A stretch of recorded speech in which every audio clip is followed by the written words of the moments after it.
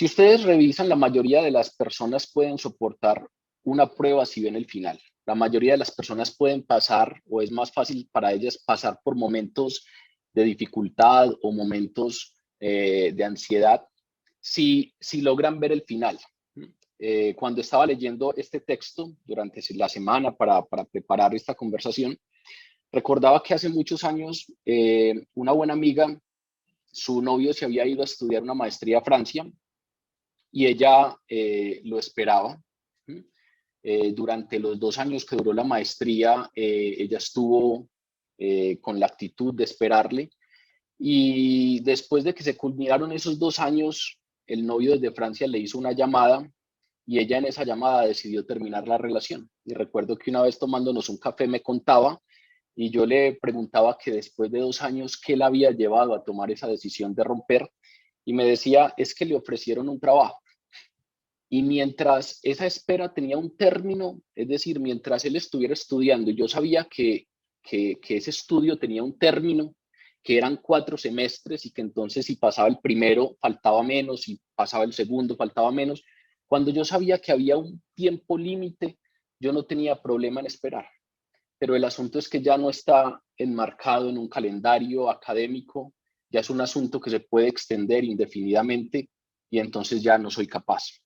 Es como si precisamente ese elemento de la temporalidad, ese elemento de saber que las cosas tienen final, permitiera tener un soporte más claro para experimentar esas etapas que son más difíciles de llevar. Es como si precisamente la falta de esperanza fuera esa agonía última del sufrimiento, esa agonía última de la tristeza, ese verme en algún momento sin esperanza y sin punto final. El carácter temporal del sufrimiento, entonces, podríamos decir que es el soporte de la esperanza. Y si revisamos la palabra, ese mismo sentir lo podemos encontrar en algunos de los autores bíblicos. David, por ejemplo, decía, ¿por qué te abates, oh alma mía, y te turbas dentro de mí? Espera en Dios, porque aún he de alabarle, salvación mía y Dios mío. Si uno revisa esa expresión tiene inmersa la idea de no te desesperes, alma mía, no te abatas, alma mía, espera un poco más, que ya viene el fin. Esto que estás viviendo no es indefinido, esto que estás viviendo no es continuado en el tiempo, tiene un límite, tiene un fin. Espera, oh alma mía, porque aún he de alabarle. Pero cuando vemos, por ejemplo, algunas de las reflexiones contenidas en Proverbios, también cuando se hablan de ciertos momentos difíciles, en el capítulo 23, el autor de Proverbios dice, porque ciertamente hay un fin, y debido a que hay un fin, tu esperanza no será cortada. Ciertamente hay un fin y tu esperanza no será cortada. Pareciera como que precisamente ese carácter temporal, esa existencia de un fin, fuera el soporte de la esperanza. La esperanza no será cortada porque esto que estoy viviendo tiene un fin. Ese mismo sentir lo encontramos en Pablo. A pesar de los múltiples sufrimientos y padecimientos de Pablo, él expresó esa perspectiva esperanzadora con estas palabras cuando le escribe a los Corintios, en la segunda carta a los Corintios, porque esta leve tribulación, y hemos estudiado ya las tribulaciones de Pablo, que no son leves, pero él dice, esta leve tribulación momentánea produce en nosotros un cada vez más excelente y eterno peso de gloria. En comparación con esa eternidad, con el peso de esa gloria que le esperaba, él tenía una esperanza clara que estaba soportada en que esta tribulación es leve en comparación con eso que me espera, y sobre todo es momentánea. De nuevo, el carácter temporal de la tribulación o del sufrimiento. En ese contexto, Jesús toma este elemento y lo integra a ese discurso de despedida que le envía a sus discípulos, que le comunica a sus discípulos. Recuerden que Jesús, debido a ese amor perfecto por los discípulos, pasa gran parte de esa última noche consolando la tristeza de los discípulos. Hemos estudiado en algunos versículos anteriores que ellos eran los que debieron haberle consolado, pues estaba muy cercana a la cruz, a unas pocas horas ya se acercaba la pasión. Ellos debieron haberse alegrado con él, pues regresaba al lugar de gloria a la diestra del Padre. Pero en su lugar, en vez de preocuparse y alegrarse con él, los discípulos veían todos los sucesos que estaban ocurriendo desde una perspectiva ensimismada, desde una perspectiva egocéntrica, desde una perspectiva egoísta. Estaban abrumados con el dolor, estaban abrumados con el sentido de la pérdida, y por eso hemos estudiado que Jesús les dice, ni siquiera me preguntaron a dónde iban. Voy al Padre, voy al que me envió, y ninguno de ustedes me pregunta, ¿a dónde vas? Antes, porque os he dicho estas cosas, tristeza ha llegado a vuestros corazones. Lo leímos en el versículo 5 y 6 de este capítulo. Ellos están viviendo este momento abrumados por el dolor y el sentido de pérdida. En medio de eso, entonces, Jesús los consuela. Y cuando estaba llegando el final de la noche, ya estamos llegando al final de este discurso, pues Jesús vuelve a las palabras de consuelo y en este caso les aseguró, introduciendo este elemento que hemos conversado, les aseguró que la tristeza sería corta. La tristeza de la ausencia sería corta y predijo que pronto lo volverían a ver. Pronto él estaría de nuevo con ellos. Vamos entonces a leer el texto para que comencemos la conversación. Juan, capítulo 16, versículos del 16 al 24. Todavía un poco y no me veréis, y de nuevo un poco y me veréis, porque yo voy al Padre. Entonces se dijeron algunos de sus discípulos unos a otros, ¿qué es esto que nos dice? Todavía un poco y no me veréis, y de nuevo un poco y me veréis, y porque yo voy al Padre. Decían pues, ¿qué quiere decir con todavía un poco? No entendemos lo que habla. Jesús conoció que querían preguntarle y les dijo, preguntáis entre vosotros acerca de esto que dije, todavía un poco y no me veréis, y de nuevo un poco y me veréis. De cierto os digo, que vosotros lloraréis y lamentaréis, y el mundo se alegrará. Pero aunque vosotros estéis tristes, vuestra tristeza se convertirá en gozo. La mujer cuando da a luz tiene dolor, porque ha llegado su hora. Pero después que ha dado a luz un niño, ya no se acuerda de la angustia por el gozo de que haya nacido un hombre en el mundo.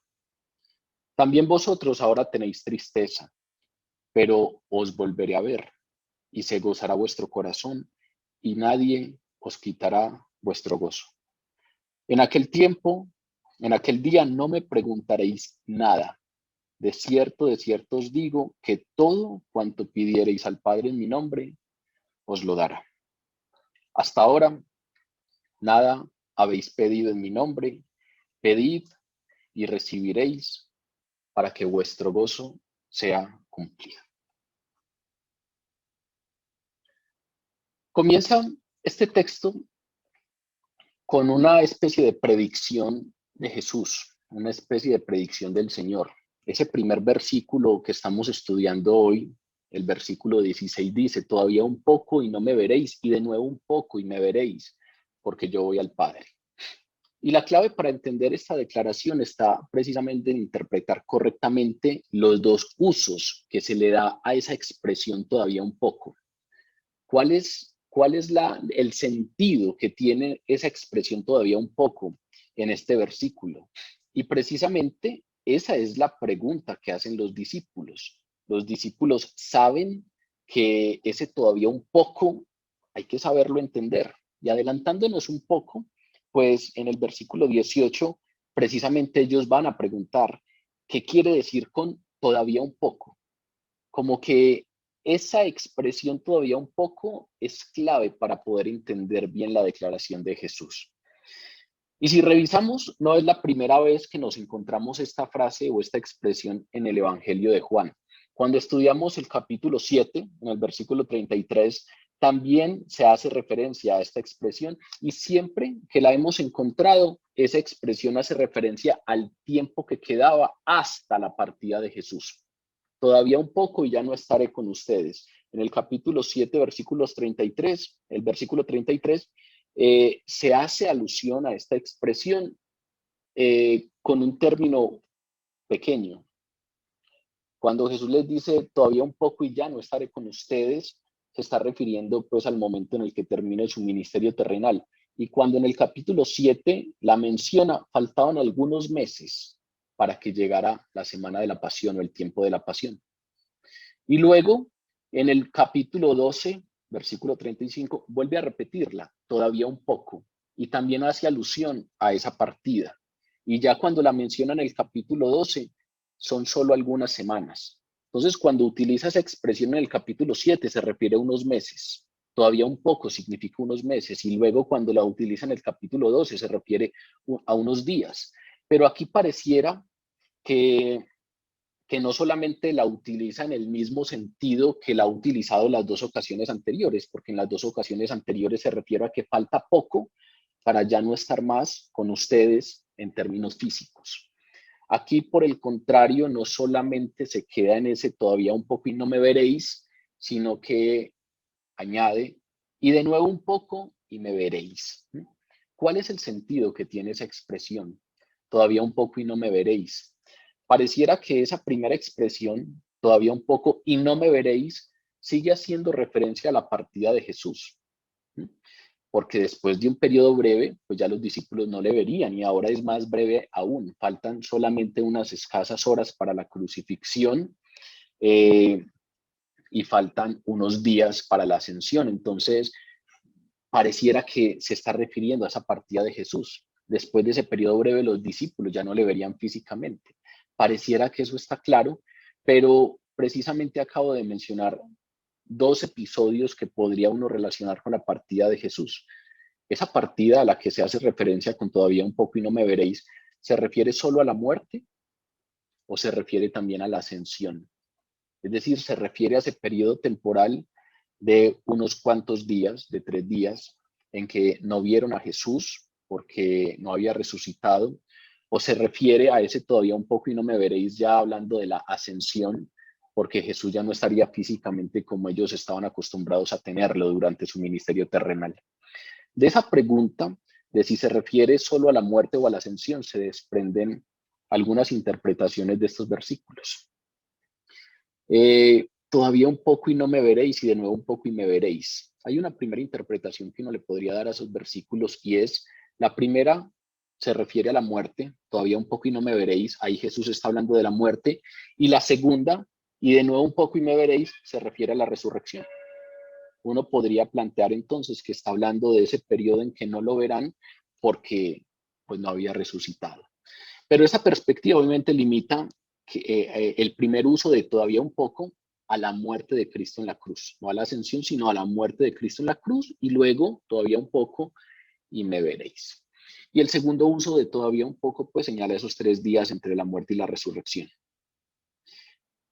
Si uno revisa eso, pues este texto habla de gozo, habla de júbilo, habla de que ese tiempo de tristeza tendría un fin, todavía un poco y un poco más y me veréis. Y por supuesto los discípulos estaban jubilosos y muy consolados de verlo de nuevo vivo, de verlo resucitado. Pero si estuviera hablando solo de su presencia terrenal, si estuviera hablando solo de esa presencia a la que estaban habituados los discípulos, pues tendríamos que decir que Jesús después de la resurrección solo estuvo con los discípulos 40 días antes de ascender. Y de acuerdo con esta perspectiva, el dolor de los discípulos se tornaría en alegría y luego otra vez en dolor. Si estuviéramos hablando de que ese me veréis se refiere solo a verlo con esa cotidianidad que lo veían ellos en términos físicos y después con las apariciones como resucitado, estaríamos hablando que tuvieron una tristeza porque no le vieron, murió crucificado, luego otro poco y le verían y tendrían gozo porque le ven resucitado, pero luego tendrían que volver a sentir esa ausencia o ese dolor en la ascensión. porque Jesús estaría ausente entonces nuevamente. Y pues si uno lo revisa así, es difícil que esa alegría momentánea de esos días antes de la ascensión sea la que se refiere Jesús en este texto, sea la que promete Jesús cuando les dice, también vosotros ahora tenéis tristeza, pero os volveré a ver y se gozará vuestro corazón y nadie quitará vuestro gozo. Me estoy adelantando un poco al versículo 22. Pero vean que el gozo que promete Jesús es, y se gozará vuestro corazón cuando me vuelvan a ver y nadie quitará ese gozo. Pareciera que de pronto no encaja del todo ese tipo de gozo del que nos habla Jesús con este tema de que ese todavía un poco y no me veréis, y de nuevo un poco sea ese tiempo entre la muerte y la resurrección. Podríamos entonces traer a colación otra perspectiva, y es que la primera vez que se utiliza la expresión todavía un poco y no me veréis se refiere a la muerte y a la ascensión. Todavía un poco y no me veréis. Ahí ya estamos hablando de ese dejar de verlo en ese ministerio terrenal que estaban habituados. Y ese de nuevo un poco y me veréis haría referencia a la segunda venida. Ahí podríamos decir, sí, ese todavía un poco y no me veréis, se refiere a que Jesús ascendió y ya los discípulos no lo ven así terrenalmente, pero que después lo volverían a ver de esa misma manera y entonces estamos hablando de la segunda venida. Pues puede que esa sea una interpretación, sobre todo que aquí en este texto hay una conexión que se hace con los dolores de una madre en un parto y hace una referencia a las contracciones que precederán ese parto y entonces las contracciones que precederán ese regreso de Jesús. Y cuando se habla en esos términos escatológicos del fin del mundo, de la segunda venida de Jesús, se habla precisamente de la tribulación. Pero si ustedes revisan, ahí hay dos perspectivas que ilustran verdades diferentes. Los dolores de nacimiento asociados con la segunda venida se refieren metafóricamente a esos eventos cataclísmicos de la tribulación, a esos eventos que se nos narra en el Apocalipsis. Y en cambio, la analogía que hace aquí Jesús de la mujer de parto se refiere a que un mismo suceso que puede producir dolor al final puede producir mucha alegría, y eso lo vamos a revisar un poco más adelante. Y entonces ahí quedaría como un poquito forzado el asunto, como que sería difícil entender que, que esa frase todavía un poco que se utilizó en Juan, haciéndose referencia a unos cuantos meses en el capítulo 7 y luego se volvió a utilizar en el capítulo 12 haciendo referencia a unos días, ahora se utiliza esa misma expresión para hablar de un tiempo transcurrido de más de 2000 años. Pareciera que no necesariamente encaja del todo. Hay otra tercera interpretación que uno le podría dar a este primer versículo, y es que la primera expresión, todavía un poco y no me veréis, se refiere a la muerte y ascensión de Jesús, y el de nuevo un poco y me veréis se refiere a la venida del Espíritu Santo. Sobre todo si lo contextualizamos en este discurso. Recuerden que en medio de este discurso ya hemos estudiado cómo Jesús promete la venida del Consolador, promete la presencia del Consolador habitándonos, habitando en nosotros, pero también menciona claramente que a través del Espíritu Santo, la presencia del Hijo y la presencia del Padre estarán en todo cristiano. Y entonces ahí podríamos hablar de que cuando Jesús habla de ese gozo por verle de nuevo, puede estar hablando de esa venida del Espíritu Santo que se da un poco después. Parece más preciso ver esta promesa asociada con esa venida del Espíritu Santo en Pentecostés, precisamente porque es de lo que nos viene hablando. Después de lograr esa obra de redención y de haber ascendido al cielo, Jesús envió al Espíritu para que estuviera con todos los discípulos, para que estuviera con todos nosotros. Cristo mismo vino a ellos mediante el ministerio del Espíritu Santo. Y precisamente la presencia del Señor con el pueblo, con su pueblo, la presencia del Señor en nosotros, por medio del Espíritu Santo, es permanente. Es un gozo que no es quitado. como lo indica la promesa que le da Jesús a sus discípulos antes de ascender. He aquí yo estoy con ustedes todos los días hasta el fin del mundo. Pero también hay una expresión al final que nos permite de pronto ligar esta idea hacia esta interpretación asociada a la venida del Espíritu Santo. Y es que Jesús termina diciendo, porque yo voy al Padre. Y cada que Jesús nos prometió anteriormente la venida del Espíritu Santo, siempre precisamente dice, les conviene que yo me vaya, porque si yo no me fuera, no enviaría el Consolador a vosotros, el Consolador que viene del Padre. Es como si precisamente estuviera haciendo esa alusión a que Él va al Padre y del Padre envía al Espíritu, que es su presencia viva, la tercera persona de la Trinidad, pero mediante la cual también podemos experimentar la presencia del Padre y la presencia del Hijo. Entender el discurso general, entender la alusión que ha venido haciendo Jesús a la venida del Espíritu Santo y entender precisamente esa relación de plena armonía de la Santa Trinidad nos permite tal vez argumentar un poco a favor de esta perspectiva, como si nos estuviera diciendo, ya falta poco y mi ministerio terrenal va a terminar. Falta poco y no me veréis. Y claro, habrá tristeza, habrá desolación. Lo hemos hablado ya en otras ocasiones. Los discípulos no solamente estaban con un maestro espiritual, los discípulos seguían a Jesús de tiempo completo. Las actividades económicas de los discípulos estaban asociadas al ministerio terrenal de Jesús. El que era publicano había dejado su trabajo, los que eran pescadores habían dejado su trabajo. No solamente es un asunto de un guía espiritual, sino que es todo. Los discípulos iban a desacomodarse en términos espirituales un poco porque no tenían a ese maestro, pero también lo que había sido su cotidianidad durante los últimos 3 años ya no estaría. Entonces Jesús sabe que eso los acongoja y por eso les dice, todavía un poco y no me veréis. Ya no estaré con ustedes de esta manera, pero de nuevo un poco y me veréis porque voy al Padre. Entonces, continúa el texto diciendo, se dijeron algunos de sus discípulos unos a otros, ¿qué es esto que nos dice? Todavía un poco y no me veréis, y de nuevo un poco y me veréis. ¿Y porque yo voy al Padre? Decían pues, ¿qué quiere decir con todavía un poco? No entendemos lo que hablan. Y Jesús conoció que querían preguntarle y les dijo, preguntáis entre vosotros acerca de esto que dije, todavía un poco y no me veréis, y de nuevo un poco y me veréis. Estos 3 versículos nos narran un poco la perplejidad de los discípulos después de esa declaración de Jesús, las dudas que eso generó, el no entender qué quería decir Jesús a través de eso. Se quedaron perplejos un poco con esa expresión. Pero hace tiempos no escuchábamos hablar a los discípulos. Hace tiempos el texto no incluía la voz de los discípulos.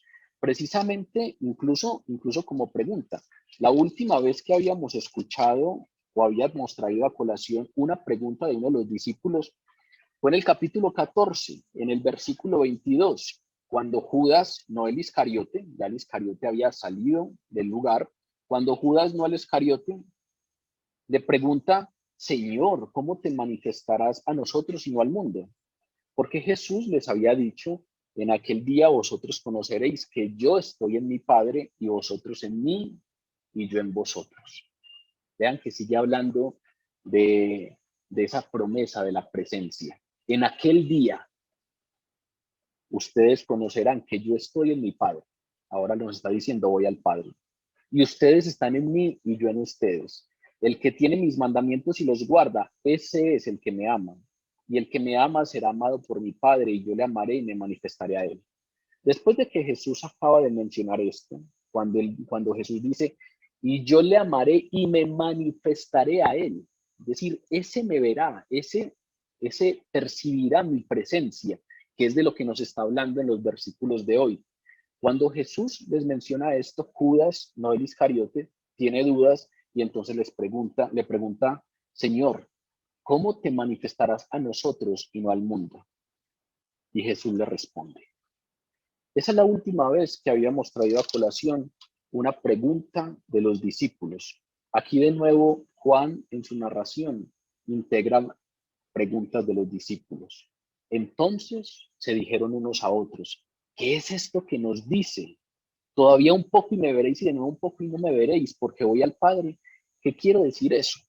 Pareciera que esa declaración enigmática del versículo 16 sacó a los discípulos de ese letargo, sacó a los discípulos de ese estado pasivo en el que venían hace un tiempo solamente escuchando, pero no quisieron preguntarle directamente. Tal vez porque Jesús acababa de decirles, lo estudiamos hace 8 días, Jesús acababa de decirles, tengo muchas cosas que decirles aún, tengo aún muchas cosas que enseñarles, pero por ahora no las pueden sobrellevar. Versículo 12. Tengo todavía muchas cosas para decirles, para enseñarles, pero por ahora ustedes no las pueden sobrellevar. Ya sabemos que faltaba esa dotación del Espíritu Santo para sobrellevarlas cuando estudiamos ese versículo. De pronto, porque Jesús les acababa de decir eso, tal vez dijeron, no, él ya nos dijo que faltaban algunas cosas por enseñarnos, ya nos dijo que faltan algunas cosas para entenderlas, pero que por ahora no las podremos sobrellevar. Tal vez, especulando, uno podría decir, eso les pasó por la cabeza a los discípulos y no quisieron preguntarle directamente, sino que cuchicheaban unos a otros, cuchicheaban. ¿Qué será lo que quiso decir con esto? ¿Qué quiere decir esto? Se dijeron entonces ahí unos a otros, ¿qué es esto que nos dice? Todavía un poco y no me veréis, y de nuevo un poco y me veréis. ¿Y porque voy al Padre? ¿Qué quiere decir con todavía un poco? No entendemos lo que habla. Ellos habían tenido un momento muy difícil intentando entender que Jesús estaba a punto de morir. Ya lo hemos también conversado en otros momentos. Si uno revisa la, la, la visión que tenían los judíos, incluyendo a los discípulos, del Mesías, es muy diferente a esta. Los discípulos y los judíos esperaban un Mesías humano, no un Mesías Dios, esperaban un Mesías humano y esperaban fundamentalmente un Mesías con un poderío político, militar, parecido o haciendo analogía al que tenía David en su tiempo, que precisamente les permitiera liberarse del yugo romano, les permitiera liberarse de esos sometimientos a los que venían, en los que venían hace muchos años. El imperio babilónico los sometió, el imperio asirio los sometió, ahora el imperio romano los somete, y ellos esperan el Mesías precisamente que reine sobre ellos y que traiga paz, pero esperaban un Mesías con cierto poderío. Por eso es que las multitudes, después de que él pronuncia el discurso del pan de vida, las multitudes querían hacerlo rey por la fuerza. Los discípulos también esperaban ese tipo de mesianismo, y por eso es que la idea de un Mesías que muere no necesariamente encajaba de manera fácil con la idea de Mesías que ellos tenían. Habían tenido un momento difícil para entender eso, para entender que Jesús estaba a punto de morir. Y ahora sus palabras, todavía un poco y no me veréis, y de nuevo un poco y me veréis, pareciera que los dejó totalmente desconcertados. Y aparte de eso, esa declaración, porque yo voy al Padre, parecía contradictoria, parecía incrementar esa confusión que había en ellos. Si ustedes ven, hay muchas cosas que están claras para nosotros hoy. Esa fue una de las conclusiones de hace 8 días. El Espíritu Santo nos guiaría a toda la verdad.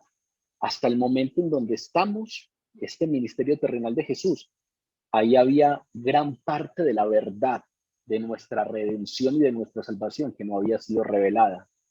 La doctrina de la redención, la doctrina de la expiación, que Dios justifica misericordiosamente al pecador, pero no solamente Dios es justificador, sino que Dios es justo.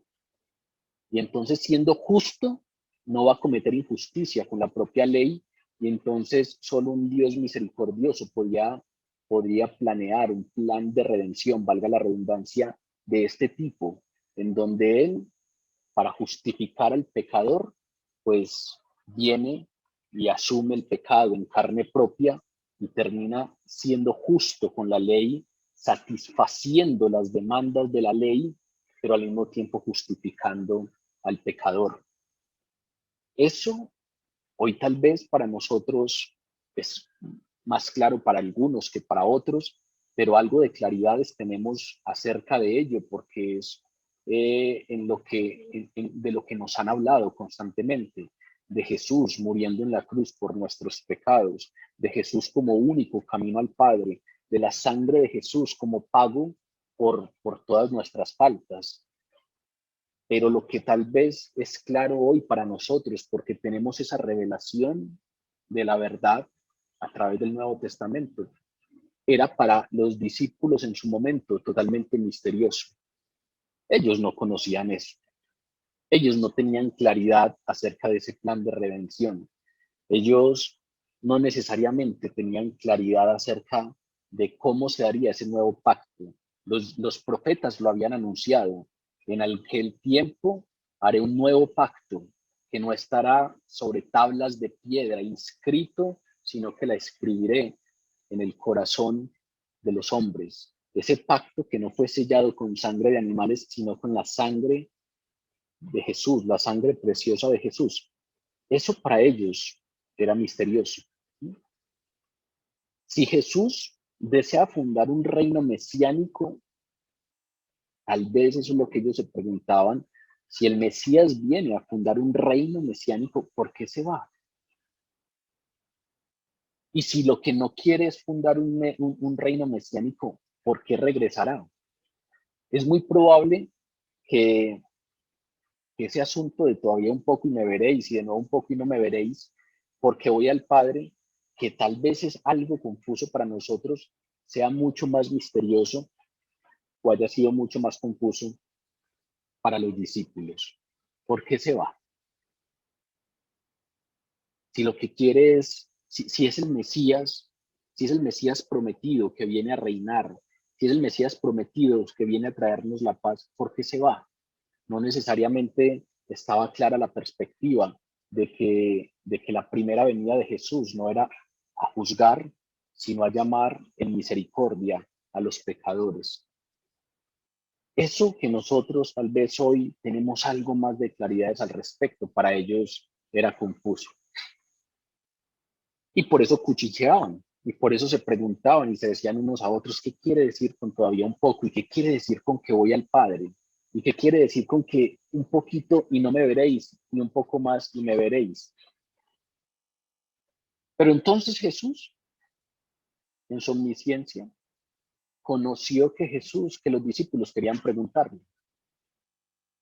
sabiendo las, las inquietudes de sus discípulos, entendiendo las dudas que tenían, pues también busca consolarlos. Y entonces, en vez de esperar que ellos vayan a preguntarle directamente, pues va hacia ellos o se dirige a ellos directamente y les dice, ustedes preguntan entre ustedes acerca de esto que dije.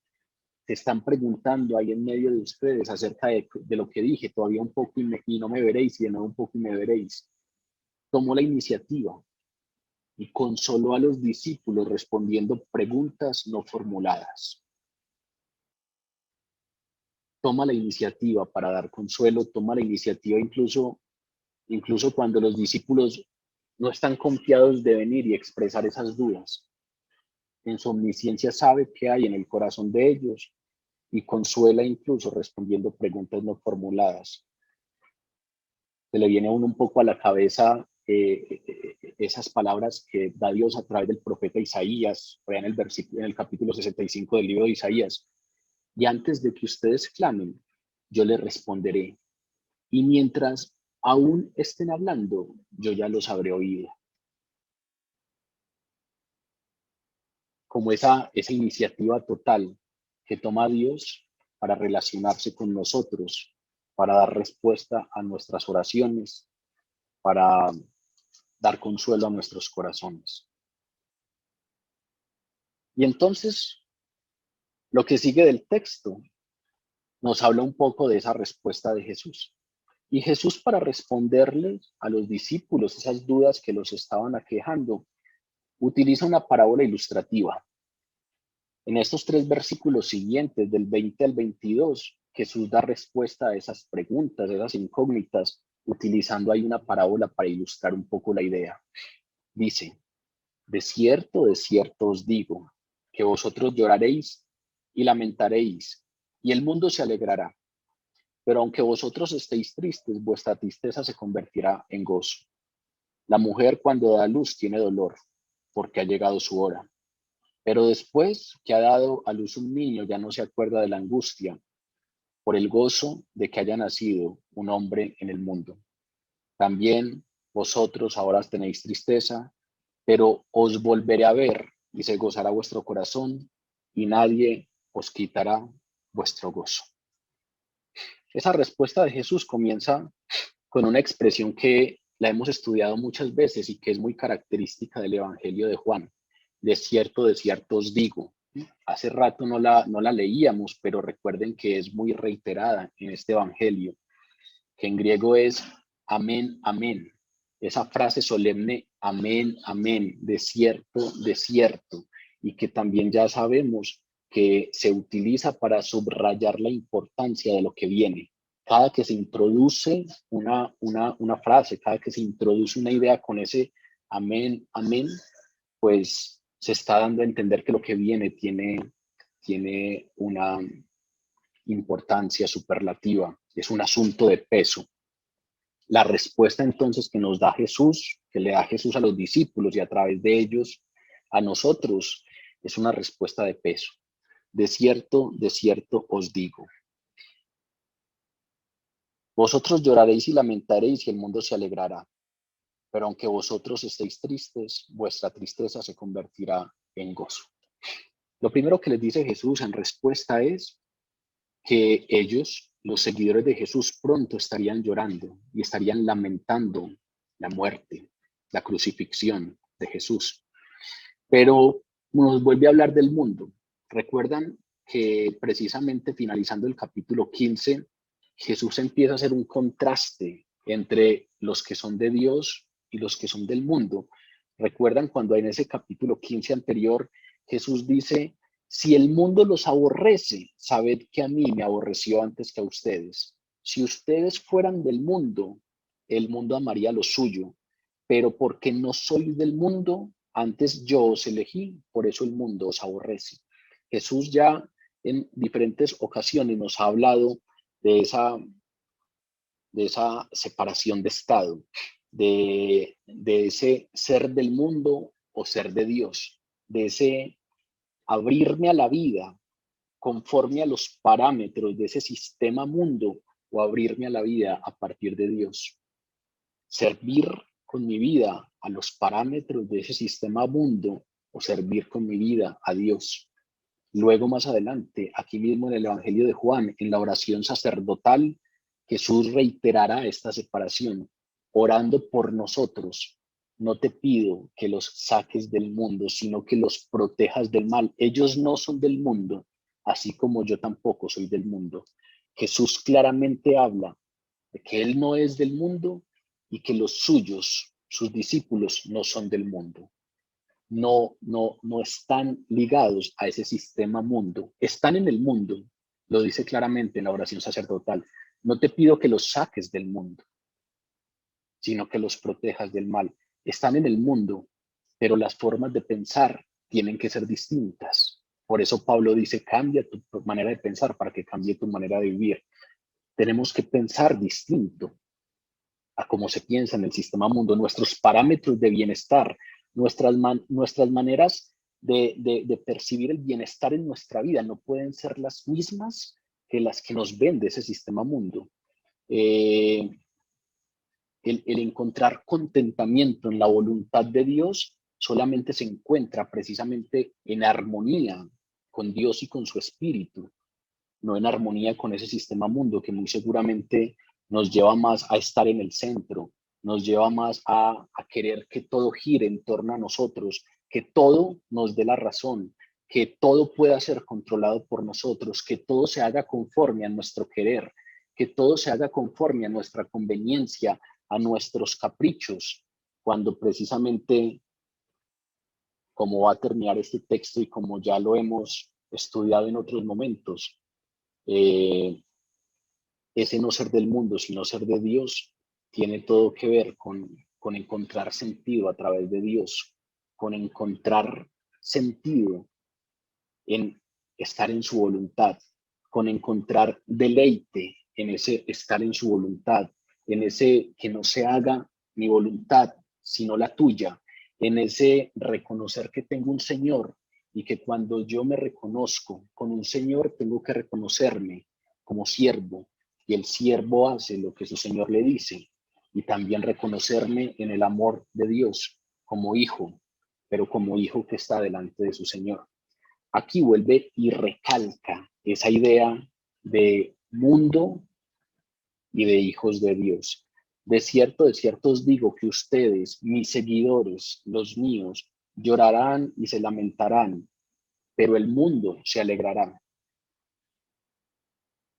Ese mundo, tal vez en ese momento, los discípulos pudieron haber traído a su mente a los líderes judíos, a los que se le habían opuesto de manera directa a Jesús durante su ministerio. Pero aquí Jesús está hablando de todo el sistema mundo, incluyendo a todos los que se oponen a Jesús, a todos los que no aceptan su llamado. Aquí Jesús está hablando de ese sistema en general y les dice, ellos se alegrarán, pero esa alegría probablemente sea corta y esa tristeza de ustedes probablemente sea corta. Vean que la manera como Jesús da consuelo a través de esta respuesta es traer a colación ese elemento con el que comenzamos la conversación de hoy. La temporalidad es el soporte de la esperanza. De cierto os digo que ustedes llorarán y se lamentarán y el mundo se alegrará, pero aunque ustedes estén tristes, esa tristeza no va a ser continuada. Esa tristeza tiene un límite, esa tristeza es temporal, porque vuestra tristeza se convertirá en gozo. Esa tristeza que ustedes sienten será corta, será temporal. Los líderes judíos habían prometido en tono de burla que creerían en Jesús si descendía de la cruz. Pero cuando hizo el milagro más grande, que fue levantarse de los muertos, se negaron a creer. El Evangelio de Mateo nos dice que las autoridades judías precisamente sabían que era importante vigilar la tumba de Jesús, porque sus discípulos podían robarse el cuerpo e inventar una historia de una supuesta resurrección, porque ellos ya habían oído hablar a Jesús de resurrección. Y entonces mandan guardias a la tumba de Jesús.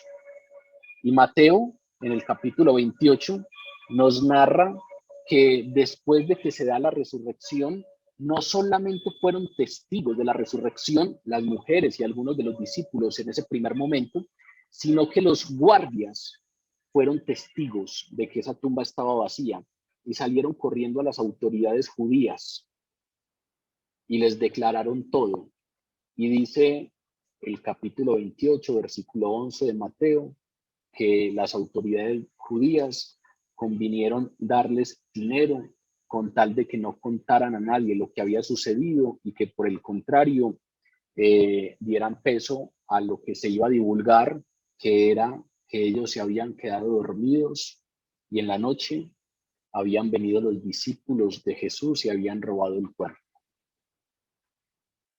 Vean que aunque Jesús aquí habla desde que la tristeza de los discípulos sería momentánea, también el Evangelio nos habla de lo temporal y de lo momentáneo que fue tal vez esa alegría del mundo. Se sintieron tal vez tranquilas las autoridades judías cuando le crucificaron, pero rápidamente, ¿sí? Habían pasado simplemente el resto del viernes, comenzó el día de reposo, pasó todo el día de reposo y a la mañana del primer día ya estaban viniendo los guardias que habían dejado allí en la puerta de la tumba a decirles, no está, no se ha acercado a nadie, estuvimos vigilantes, estuvimos despiertos, no dormimos en ningún momento, pero la roca que estaba cubriendo la entrada fue movida y vinieron sus discípulos y entraron y ahí ya no había ningún cuerpo, la tumba estaba vacía. Desde ese momento, esa alegría que nos dice Jesús que sintió el mundo, pues ya empezó a estropearse un poco. Ya empezaron los líderes a intentar de manera desesperada pero inútil suprimir la predicación de los apóstoles. Y cuando nos leemos Hechos de los Apóstoles encontramos una lucha constante de las autoridades judías por acallar a los discípulos. Los pusieron presos, los torturaron, finalmente les dieron muerte, intentando acallar la predicación, la buena nueva acerca de la redención a través de la muerte y resurrección de Jesucristo, pero no pudieron. El mundo se alegrará fue temporal, y ese ustedes llorarán y se lamentarán también es temporal. Esa situación que les genera ansiedad, esa situación de tristeza y de desasosiego, no se preocupen, es temporal, es temporal. Aguántenla un poco y es temporal, va a pasar. Esa es la manera como Jesús los consuela. No se preocupen que esto no es prolongado en el tiempo, tiene un fin. Mientras esa alegría del mundo por la muerte de Cristo se volvía en consternación y en angustia precisamente por todas estas versiones que se estaban generando de la resurrección, la situación de los discípulos sería completamente opuesta. Jesús entonces les dice, vuestra tristeza se convertirá en gozo. Y vean que aquí Jesús no estaba diciendo que ese suceso que produciría tristeza sería reemplazado por otro suceso cuyo resultado fuera el gozo. No, aquí Jesús simplemente está diciendo, ustedes se lamentarán por algo que va a pasar, pero su tristeza se convertirá en gozo. Es decir, más bien está diciéndonos que el mismo suceso que genera tristeza en los discípulos les produciría gran gozo, que ese mismo suceso que es la cruz, que les producía dolor, sería la causa de su gran gozo. Es decir, que esas tinieblas de la tristeza y el dolor que vinieron con la cruz huirían ante la luz gloriosa de la resurrección y la venida del Espíritu Santo en Pentecostés. Ese mismo suceso de dolor visto desde la perspectiva de los discípulos, luego sería la causa del mayor gozo. Esa luz precisamente llevaría a los discípulos a ver la cruz desde la perspectiva apropiada, no como fuente de tristeza y de angustia, sino como fuente del mayor de los gozos, no como signo de derrota, no como signo de muerte, sino como signo de victoria. Jesús se acostó en la cruz y de allí sacó la más grande de las victorias, que fue vencer la muerte y ganar nuestra redención. Jesús precisamente está hablando de que los discípulos verían la cruz desde la perspectiva apropiada, y al verla desde la perspectiva apropiada sería una fuente inagotable de gozo para ellos. Eso es eso es de lo que después nos habla Pablo cuando, por ejemplo, en la carta a los Gálatas, capítulo 6, les dice, lejos, lejos esté de mí gloriarme, sino en la cruz de nuestro Señor Jesucristo, por quien el mundo me es crucificado a mí y yo al mundo. Lejos esté de mí gloriarme en algo distinto. Es decir, Pablo estaba diciéndonos, en lo que me gozo, lo que es para mí motivo de orgullo, de satisfacción, de alegría, de esperanza, de gozo supremo, es la cruz de nuestro Señor Jesucristo. Ese suceso que generó tanto dolor para los discípulos en su momento, después, desde la perspectiva adecuada, se convierte en la mayor causa de gozo. La cruz es fundamental para la alegría cristiana, porque es la base de la redención. Sin la cruz no podríamos acercarnos a Dios. Hoy podemos venir confiados delante de Dios, levantando nuestras oraciones, sabiendo que cada palabra es escuchada por Él y sabiendo que cada palabra arrebata pronta respuesta. Solo podemos venir con esa confianza porque, porque confiamos, porque sabemos que somos presentados delante del Señor como justos, no por nuestra propia justicia, sino porque Jesús nos justificó. Jesús pagó el precio que nosotros debíamos pagar y hoy pues podemos venir confiados a descansarnos en su presencia, ser presentados como justos, no por nuestra propia justicia, sino por la justicia ganada en aquel lugar que en algún momento fue causa de tristeza, de dolor, de desesperanza, de muerte, de derrota, pero que desde la perspectiva adecuada se entiende precisamente como la mayor fuente de gozo, de donde precisamente parte nuestro destino eterno. Es ese momento el que define nuestro destino eterno. Para ilustrar un poco esto que nos acaba de mencionar Jesús, para ilustrarles un poco ese asunto de que el mundo se alegraría y ellos se lamentarían, pero que luego ese mismo suceso que les generaba pleno dolor sería causa de gozo, Jesús utiliza una analogía y entonces da un ejemplo vívido de ese suceso que causa dolor al comienzo, pero que después trae alegría, como la cruz, que al principio fue causa de dolor, pero luego de gozo supremo. Y como ejemplo vívido de algo que pudiera relacionársele, trae precisamente la realidad del parto, el dolor del parto. La mujer cuando da a luz tiene dolor, le duele, sufre. La palabra nos dice que el hecho de que la mujer cuando da luz tenga dolores fuertes se deriva precisamente de esa ruptura.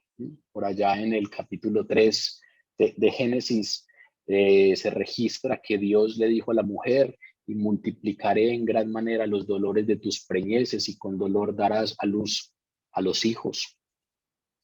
Precisamente después de esa ruptura en el Edén. Lo que sabemos es que las mujeres tienen dolores cuando están en el parto. Lo que sabemos es que las contracciones duelen. Lo que sabemos es que continuamente las mujeres incluso nos dicen, ustedes los hombres son muy mimados.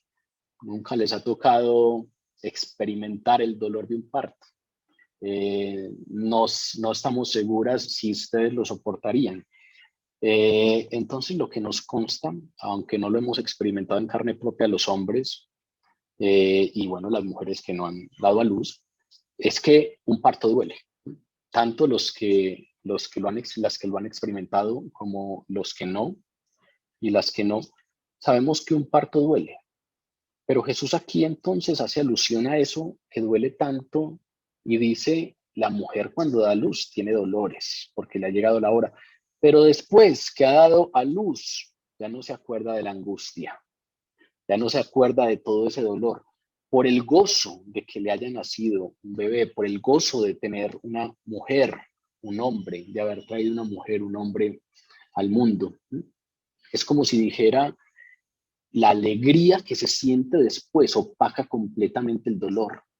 Ya no hay recuerdo necesariamente de ello, ya no hay lamentación por ello, porque está la alegría que se opaca el dolor. Esa angustia intensa y ese sufrimiento intenso del parto se desvanecen frente a esa alegría y a ese gozo de tener en sus brazos a ese hijito esperado o a esa hijita esperada.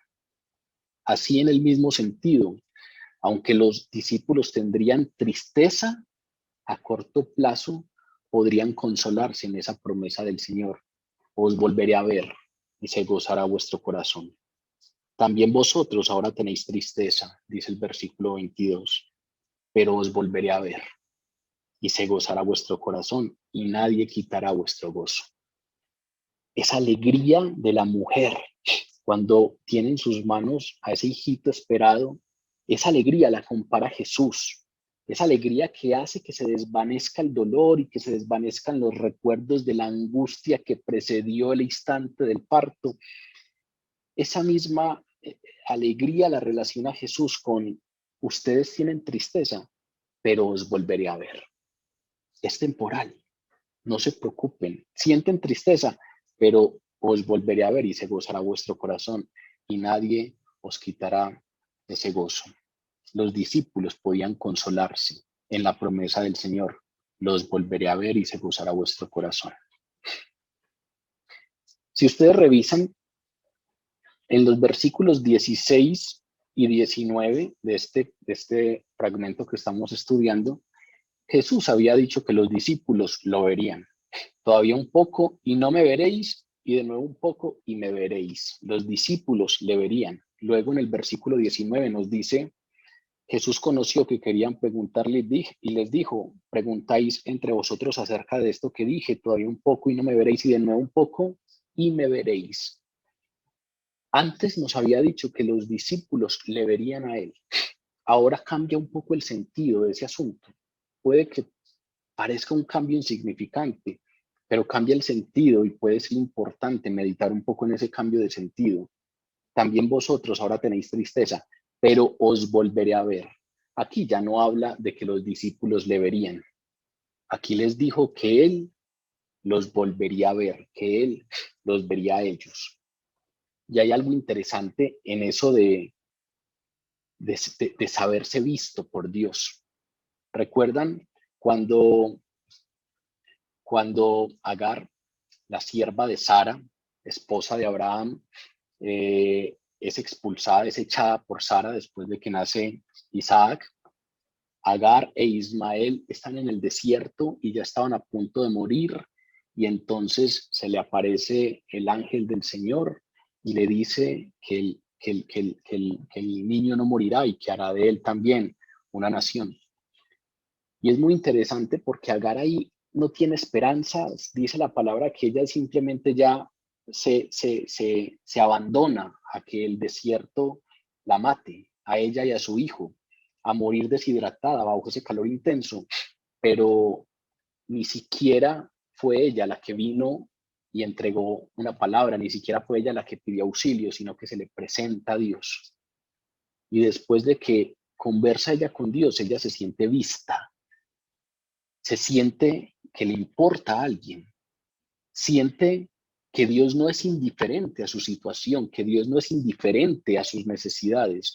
Y entonces dice Génesis 16:13: entonces llamó el nombre del Dios que con ella hablaba: tú eres Dios que me ve, tú eres el Dios que me ve, porque dijo: no he visto también aquí al que me ve, por lo cual llamó al pozo del viviente que me ve.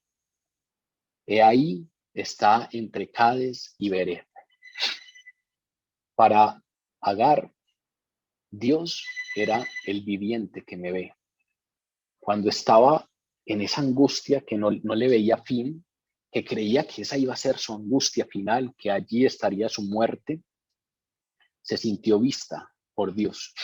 Y por eso no le llamó el Dios de pactos, o no le llamó el Dios misericordioso, o no le llamó el Dios que hace justicia, como muy probablemente podemos encontrar en otros fragmentos. Para Agar, lo más representativo, el atributo que más la atravesó fue: Dios me ve. Ni siquiera había yo abierto mi boca a expresar una petición y Dios me ve. Dios es el viviente que me ve. Es importante este cambio de sentido que le da aquí Jesús. También vosotros ahora tenéis tristeza, pero os volveré a ver. Ese volveré a ver también nos habla un poco de esa relación de interacción, de reciprocidad, de ese saberse mirado, de ese entender a Dios no como aquel que no se inmuta, aquel que no se conmueve, aquel que es indiferente, al que le soy indiferente, Saberme visto implica lo contrario. Saberme visto implica que estoy delante de un Dios que se entromete en lo mío, un Dios al que le importa lo mío, un Dios que no es indiferente, un Dios que responde, un Dios precisamente que ha tomado la iniciativa para relacionarse conmigo, que es de lo que nos habla la palabra. Las alianzas de Dios, el nuevo pacto, el antiguo pacto, la alianza que Dios quiso establecer con el ser humano, tomando la iniciativa para tener una relación. Ahí nos están hablando precisamente de ese Dios que nos ve. Hace mucho tiempo leía en un libro de poemas, que toda relación de amor comienza con una mirada, porque precisamente la diferencia normalmente la marca el saberse mirado, el saberse observado. Obviamente estaban hablando de esa relación eh, entre seres humanos, pero ese saberse mirado implica que algo llama la atención, implica que alguien está deteniéndose en esa forma rápida en que vivimos el mundo, alguien se está deteniendo en mí, me siento mirado. Y no me siento mirado de manera incómoda, sino que me siento mirado como aquel que importa. Aquí Jesús nos habla de que nos volverá a ver. Y precisamente, ¿qué es lo que para nosotros implica sabernos mirados? ¿Qué es para lo que para nosotros ese tema de saber que Jesús me ha mirado y que me sigue mirando? Y que esa tristeza que tenían los discípulos sería temporal, porque Él los volvería a ver. ¿Qué implica para mí eso? Implica precisamente entender que Dios ha tomado la iniciativa y se ha hecho el encontradizo en mi vida porque le importo, porque todo de mí le interesa, porque, porque todo lo que soy, todo lo que vivo, tienen sentido para Él y tiene importancia para Él, porque precisamente me ama tanto, como precisamente lo dice el Evangelio de Juan, porque nos ha amado tanto que ha dado a su unigénito para que todo aquel que en Él crea no se pierda, sino que tenga vida eterna. Aquí nos están hablando precisamente de un Dios que ve. Ustedes recuerdan que en el Antiguo Testamento se nos habla mucho de los dioses falsos de Israel y la manera como Dios normalmente se refiere a sus dioses falsos en términos casi que de reproche ante el pueblo es: ustedes tienen dioses que tienen ojos y no ven, dioses que ustedes les hicieron oídos a esas esculturas, pero ellos no escuchan, dioses que tienen boca pero no hablan, dioses que no están vivos, dioses que son simplemente una falsedad, tienen ojos y no ven, porque el ver es de vivos. Por eso Agar decía: el viviente que me ve. El saberme visto por Dios implica saberlo vivo, saber que es un Dios que no solamente está allá inmutable, sino que se relaciona conmigo. Inmutable no en el sentido de la inmutabilidad, que sabemos todos que es un atributo de Dios, sino inmutable en términos del no conmoverse con lo que vivo, con lo que siento, en términos de esa no indiferencia. Precisamente aquí nos están hablando de esa relación que no es en una sola vía. Cuando a veces la gente dice: es que entro en oración y, y siento que hablo y hablo y hablo y hablo, y eso es un monólogo, pero yo no siento que haya respuesta. Aquí este saberse visto implica que no es así, que no es una relación en una sola vía. ¿Se acuerdan del santo cura de Ars? Cuando nos cuentan sus biógrafos que entraba al Santísimo y se quedaba 6 y 7 horas delante del Santísimo, y sus compañeros de comunidad a veces pasaban y veían que no estaba moviendo los labios, y entonces después se burlaban o le increpaban: pasas ahí el tiempo y ni siquiera oras. Y él decía: es que no necesito abrir los labios, yo simplemente me siento, me arrodillo delante de él y lo veo y él me ve, y con eso basta. El saberse visto, el saber que es una relación en doble vía, el saber la reciprocidad que hay en esto, la interacción que hay en esto, el ver y ser visto, pero también en saber que Él es la vía principal, también en saber que el gozo parte de que Él me volverá a ver. Os volveré a ver, y el verbo volveré quiere decir que pasó antes. Y entonces eso también nos lleva a entender que la causa de nuestro gozo es que Él nos vio y que Él siempre es el que ve primero, que Él siempre es el que se interesa en nosotros primero. Él es la vía principal. La relación con Dios depende de Él. Él se hace el encontradizo en nuestras vidas, pero Él es el que nos ve primero. Es un asunto de buscarle, pero sabiendo que Él es quien llama a nuestra puerta. Es un asunto de saber que le amamos, pero sabiendo que, como dice Juan en su primera carta, nosotros le amamos porque Él nos amó primero. En este Evangelio de Juan, en el capítulo 1, estudiamos en algún momento el llamado de algunos de los discípulos. Y ese llamado que está en el capítulo 1, versículo 43 al 48 de algunos de esos discípulos, quiero traerlo a colación porque tiene todo que ver con este tema de ser visto y este tema de entender precisamente ese soporte en que Él sea el que ve primero. Dice Juan, capítulo 1, versículo 43. El siguiente día quiso Jesús ir a Galilea y halló a Felipe, fue él quien encontró a Felipe y le dijo, sígueme. Y Felipe era de Betsaida, la ciudad de Andrés y Pedro. Y Felipe halló a Natanael y le dijo, hemos hallado a aquel de quien escribió Moisés en la ley, así como los profetas, a Jesús, el hijo de José de Nazaret. Natanael le dijo, ¿de Nazaret puede salir algo bueno? Y le dijo Felipe, ven y ve. Jesús vio a Natanael que se le acercaba y dijo de él, he aquí un verdadero israelita en quien no hay engaño. Y le dijo Natanael, ¿de dónde me conoces? Y respondió Jesús y le dijo, antes que Felipe te llamara, cuando estabas debajo de la higuera, yo te vi. Eso pasa normalmente en nuestro encuentro con Dios, que normalmente a veces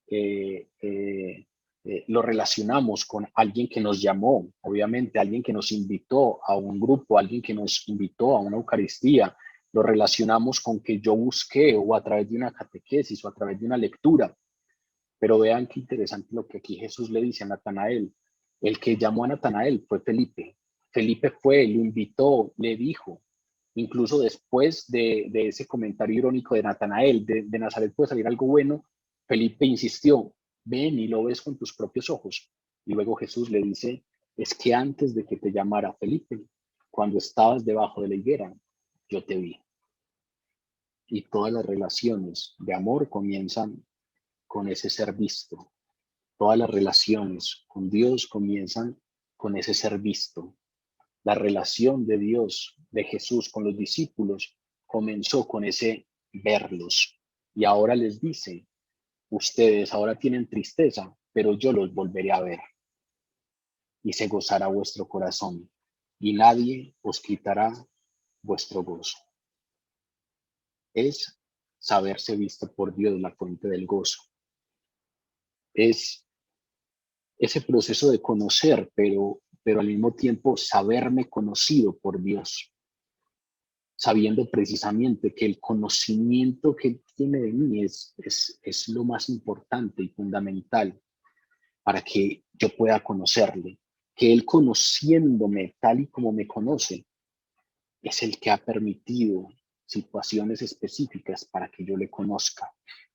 Precisamente a los Gálatas, Pablo les escribió, conociendo a Dios, o más bien siendo conocidos por Dios. Como hablándoles de ese camino cristiano, les dice a los Gálatas en el capítulo 4, conociendo a Dios, ir conociendo a Dios, pero como si se frenara un poquito y dijera, o más bien, siendo conocidos por Dios. En este caminar que normalmente sentimos que damos nosotros los pasos, sentimos que somos los que hablamos, sentimos que somos los que buscamos. Es importante entender acá que somos encontrados por Él, que somos vistos por Él, que somos conocidos por Dios. Os volveré a ver y se gozará vuestro corazón. Y remata ese versículo 22 diciendo, y nadie os quitará vuestro gozo. La realidad según la cual nadie les quitará ese gozo muestra que más allá de ver a Jesús después de la resurrección, se está considerando algo más. Y eso da peso a ese tercer punto de vista del que hablamos ahora, que este texto o que esa declaración de Jesús no se refiere solo a ese pedacito de tiempo entre la muerte y la resurrección, ni se refiere al espacio de tiempo entre la ascensión y la segunda venida, sino que se refiere a ese espacio entre la ascensión, muerte y ascensión de Jesús y la venida del Espíritu Santo, que les iba a permitir experimentar la presencia, no solo del Espíritu, sino del Padre y del Hijo, y saberse vistos por Dios a través del morar del Espíritu en ellos. Como cuando Pablo dice, es que Él nos ha dado el Espíritu como las arras de nuestra herencia. El tenerlo ahí nos permite entender que efectivamente está con nosotros. Es el cumplimiento de las promesas, es el adelanto de las promesas que tendrán su culmen perfecto en la gloria. Los otros gozos duraron solo cierto tiempo entre la resurrección y la ascensión de Jesús, pues pasaron 40 días. Entonces tal vez ese gozo de verlo fue importante, pero solo duró 40 días. Aquí Jesús está diciendo, los volveré a ver y nadie les quitará ese gozo.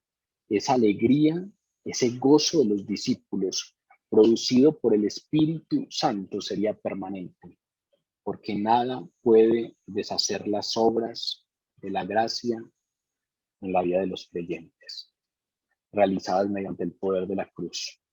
La venida del Espíritu Santo les permitiría a los discípulos entender desde la perspectiva correcta la cruz. Y entonces, ese peso de gloria, al saberse redimido por Jesús, al saber que Jesús había entregado su vida por nosotros, esa sería la fuente de gozo que no cesaría. Esa sería la fuente de ese gozo que excede todo conocimiento, que no depende de las circunstancias, que no depende de que todo esté saliendo bien, que no depende que las dificultades y las enfermedades no me alcancen, que depende de algo mucho más allá, que depende de algo mucho menos voluble, mucho menos circunstancial, porque es un gozo que nadie quita.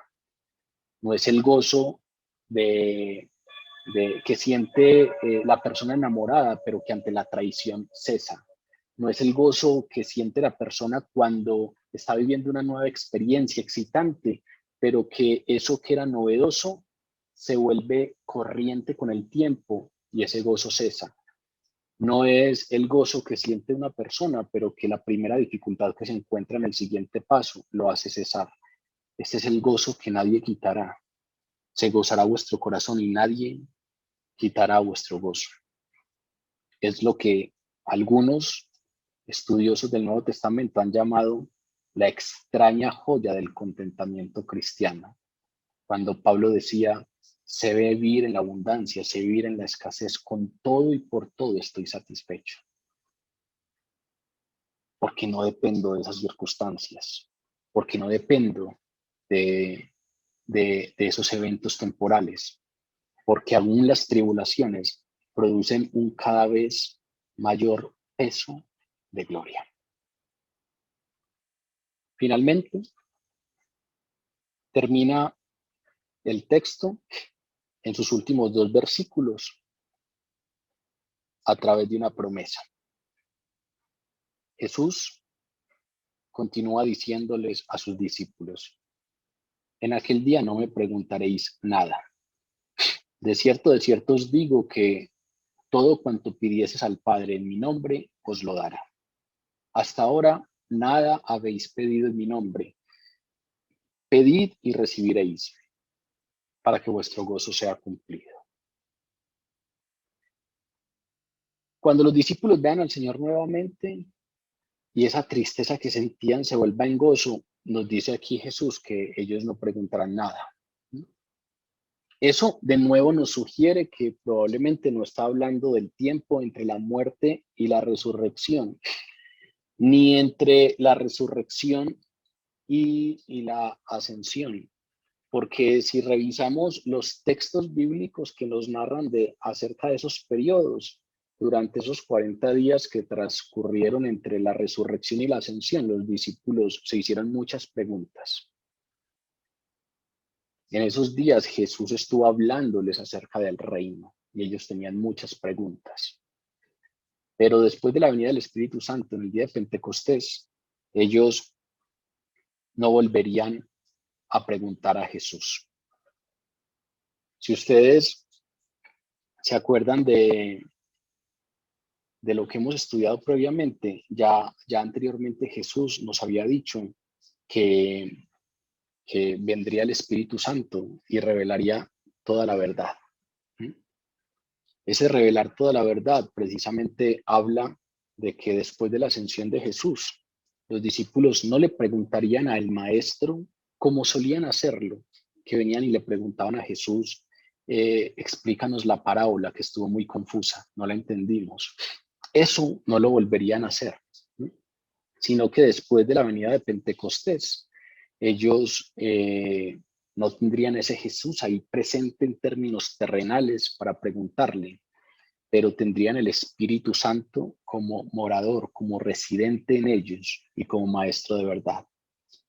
Jesús precisamente acaba de decirles eso en el texto que estudiamos hace 8 días, en el versículo 13.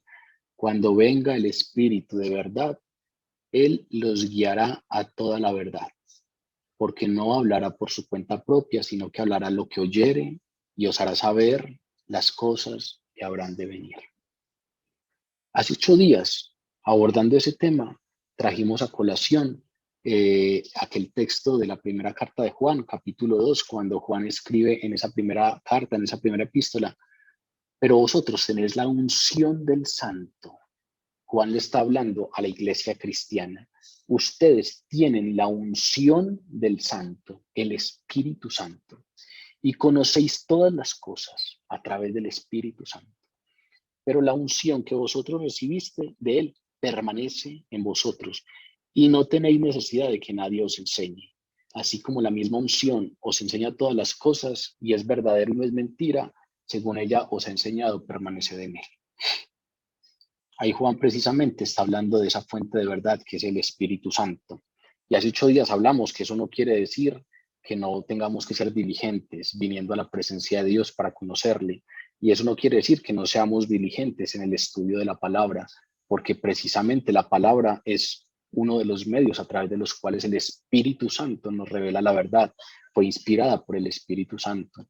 Aquí precisamente Jesús vuelve al mismo tema y les dice: en aquel día, cuando yo los vuelva a ver, en aquel día cuando la tristeza se convierta en gozo, en aquel día en que se goce vuestro corazón y nadie quite ese gozo, estamos hablando que es el día de Pentecostés.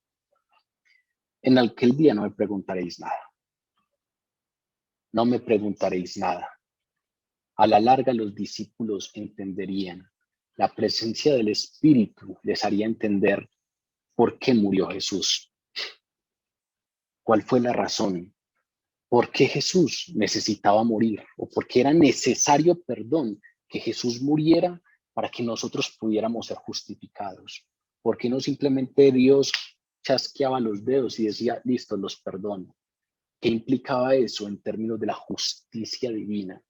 ¿Qué implica que un Dios justo justifique y que esa misericordia en la justificación no le reste a su justicia? ¿Qué implica ese gran misterio de que Dios sea justo y misericordioso? Precisamente eso implica como lo hemos dicho en muchas ocasiones, que no es el agente de tránsito que ve que alguien comete una infracción, lo para, se compadece de él y le dice, váyase. El que hace eso no es justo, porque si se cometió la infracción, hay que levantar el comparendo.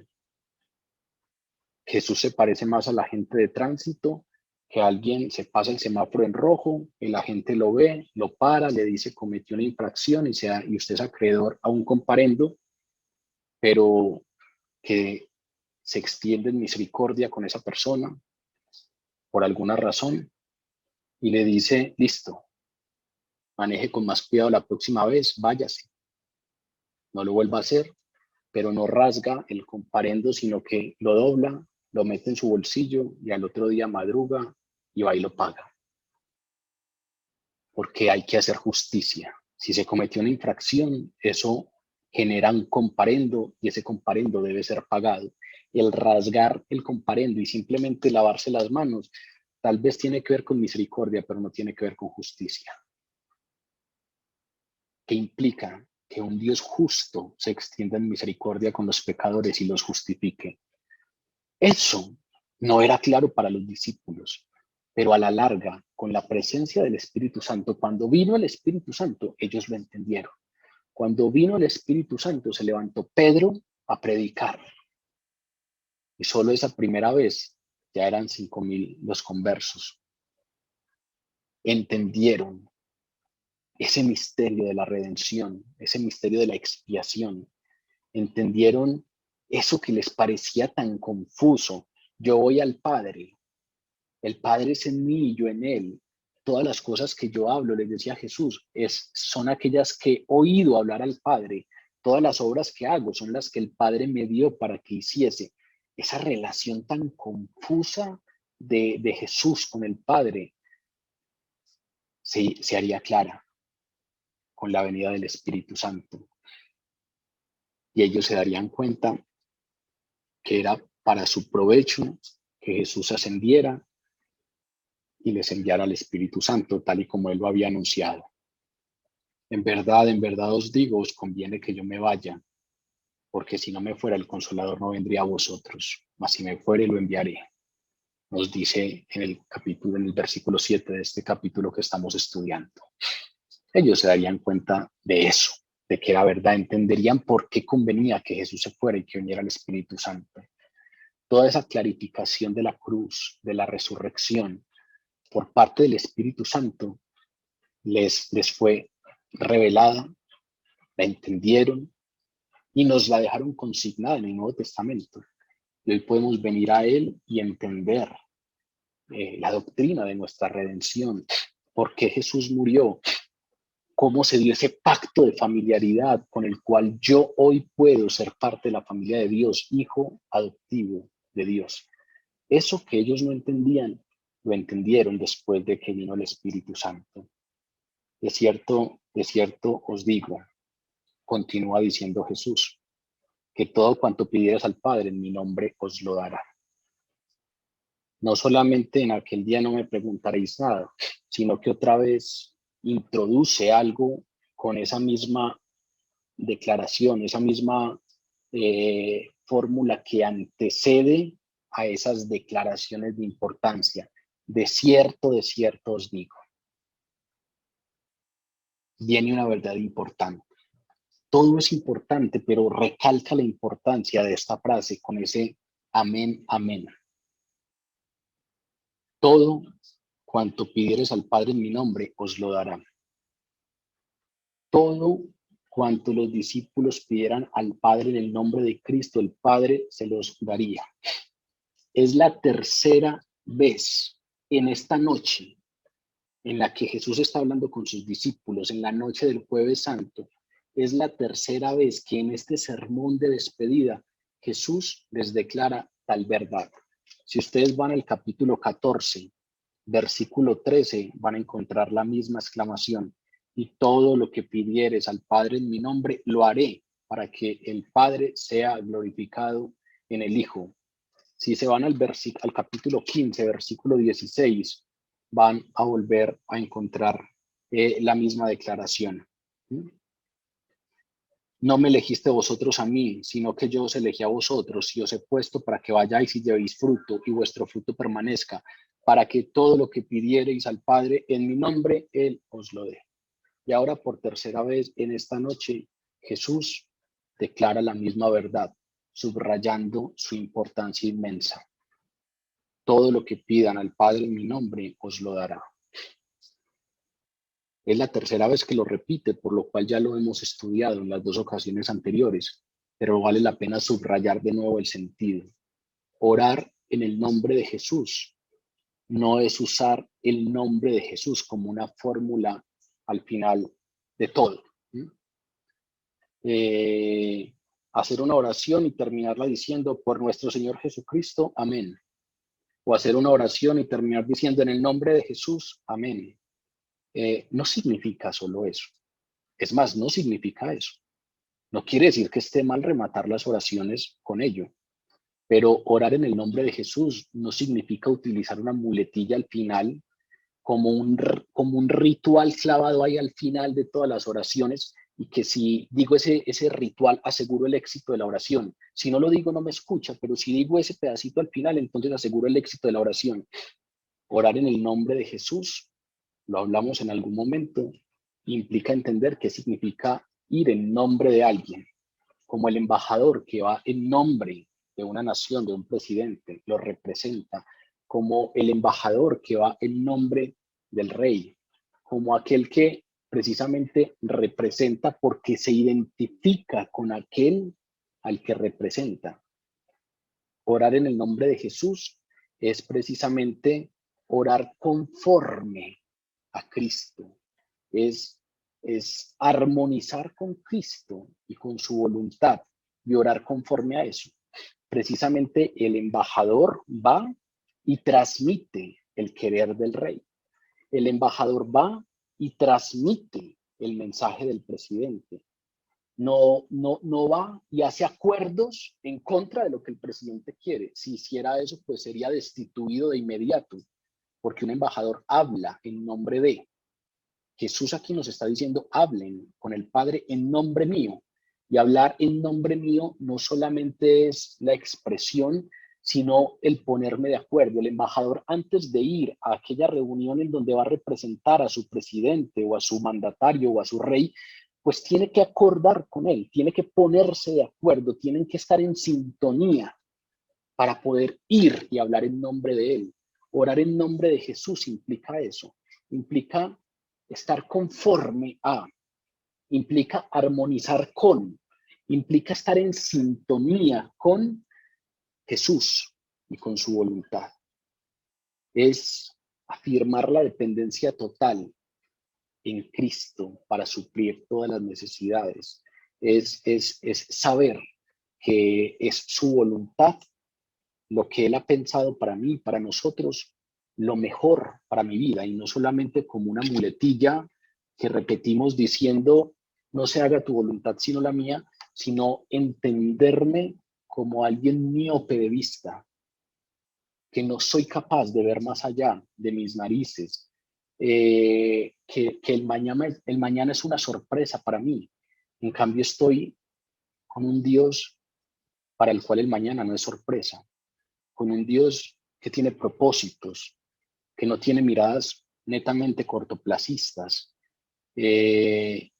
Entender y creerme eso que dice la palabra cuando me instruye o nos instruye diciéndonos la voluntad de Dios es buena, perfecta y agradable. De pronto no coincide con la suya y no coincide con la mía y entonces en primera instancia no la relacionamos con gozo, pero dice la palabra de Dios es buena, es perfecta y es agradable.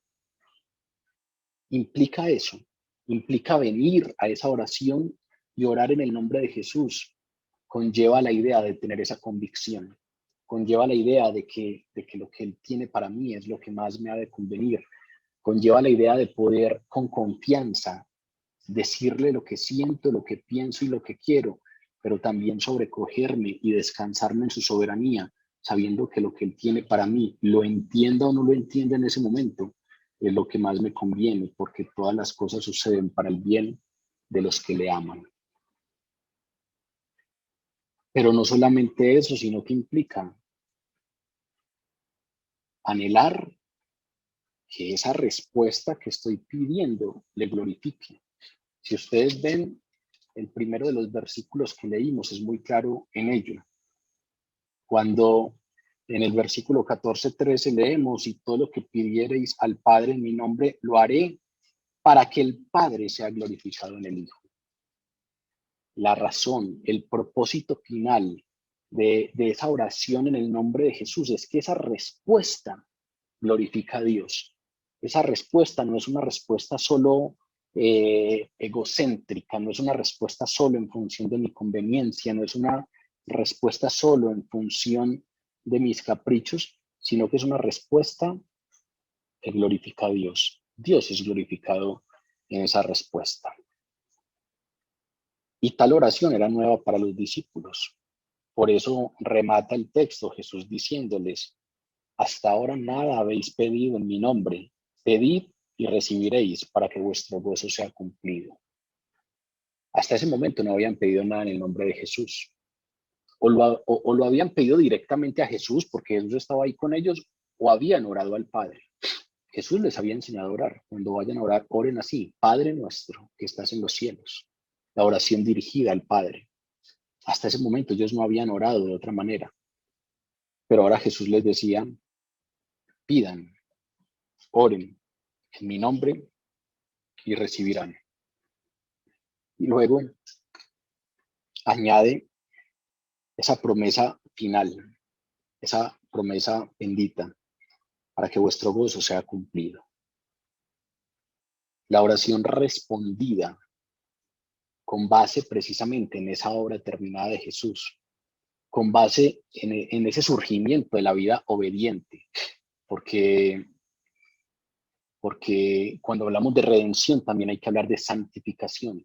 En el momento en el que conocemos a Jesús, somos redimidos, pero en el momento en el que recibimos el Espíritu Santo, comienza el Espíritu Santo en nosotros la obra de santificación.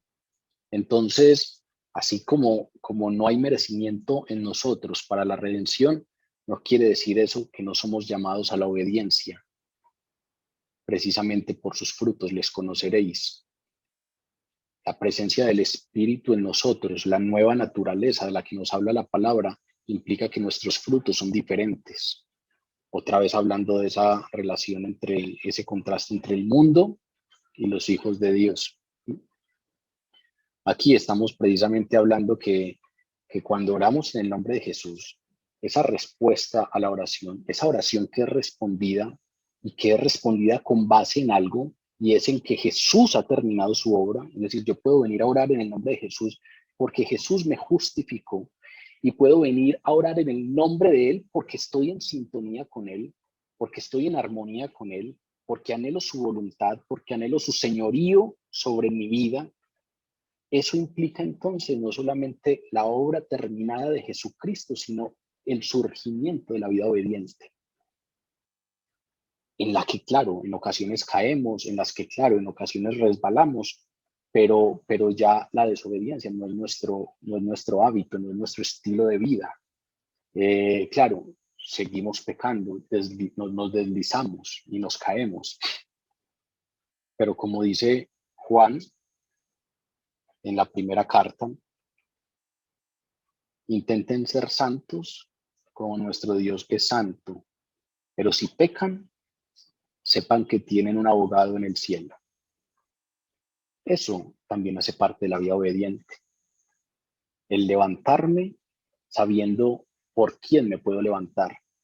El levantarme sabiendo quién es el que me sostiene, y en ese sentirme visto nuevamente y sostenido, continuar hacia adelante intentando estar más atento a la próxima. Esa oración respondida con base en ello, en esa obra terminada de Jesucristo, esa redención y ese surgimiento de la vida obediente, que es la santificación, esa es una fuerza poderosa para convertir la tristeza en gozo. Porque es una fuerza que no solamente nos lleva a esperar en la promesa de la redención eterna, de estar al lado de nuestro Dios eternamente, sino que nos permite también vivir día a día, paso a paso, desde una diferente perspectiva.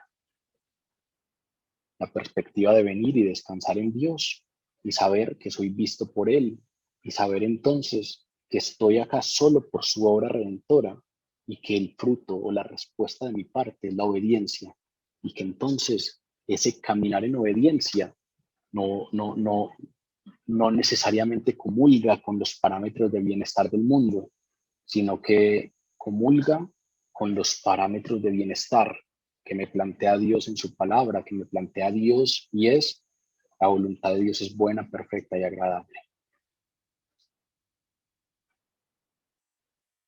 Es una fuerza poderosa para convertir la tristeza en gozo. Los discípulos estaban acongojados, atribulados, frente a esos sufrimientos fuertes de los discípulos ante los anuncios de Jesús, varios, la traición, la negación, pero fundamentalmente su partida. Jesús, ante eso, contrarresta esa ansiedad que tienen, siente compasión y contrarresta la ansiedad de los discípulos con consuelo y con esperanza. Y la manera como les da consuelo y esperanza esta vez es mencionarles la temporalidad, lo corto de la tristeza, y hay una nueva fuente de gozo, y mencionarles que viene una nueva fuente de gozo. Nos prometió que el dolor sería momentáneo, pero que ese dolor momentáneo daría como resultado una alegría profunda. Les aseguró que aun cuando Él se iba, los volvería a ver pronto, con la llegada del Espíritu Santo, y se gozarían sus corazones, y nadie les quitaría ese gozo. Porque precisamente el Espíritu Santo trae esa paz y ese gozo que sobrepasa todo entendimiento, que no depende de las circunstancias, que no depende de que todo salga como nosotros queremos, que no depende de que tengamos el control de todas las cosas, sino que depende de Él. En poco tiempo ascendería al Padre. Ya se está despidiendo Jesús de sus discípulos en ese ministerio terrenal. En poco tiempo moriría en la cruz, resucitaría y luego ascendería al Padre, pero estaría con ellos todos los días hasta el fin del mundo. Los vería y estaría con ellos, y sería la certeza de esa presencia precisamente la fuente de gozo. Esa es la promesa que hoy también tenemos nosotros. Estoy todos los días con ustedes hasta el fin del mundo. La presencia que nos ha prometido en el Espíritu Santo, tal y como fue anunciado. He aquí, la Virgen está encinta y concebirá y dará a luz un hijo y llamará su nombre Emmanuel, que significa Dios con nosotros. El Dios que no está lejos, el Dios que no es indiferente, el Dios que no está por allá, inconmovible, no, el Dios que se acerca, el Dios que propone cercanía, el Dios que extiende lazo para relacionarnos, el viviente que nos ve, el viviente que nos conoce en ese proceso de ser conocidos y ser vistos por Él. Dios con nosotros. En aquel día, ustedes se gozarán, yo los volveré a ver y se gozará vuestro corazón, y nadie os quitará vuestro gozo. Vamos a orar.